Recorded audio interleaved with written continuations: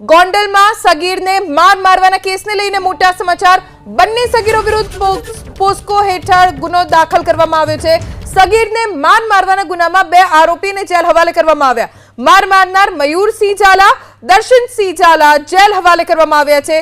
Coach Mayursinh Solanki ફરાર થઈ ગયો છે। ડીવાયએસપીએ કહ્યું કે બંને તરફ ફરિયાદ લઈ કાયદેસરની કાર્યવાહી હાથ ધરાઈ। મયુરસિંહ ગુનાહિત ઇતિહાસ પણ ધરાવે છે। આ બનાવ બનવાનું કારણ એવું છે કે આ જે સામે પક્ષે મયુરસિંહ છે તેના દીકરાને પણ આ કામના જે ભોગ બનનાર છે તે હેરાન કરતો હોય તે અનુસંધાને પોક્સો જેવી વિવિધ કલમ હેઠળ તેની સામે પણ ગુનો દાખલ કરવામાં આવેલો છે।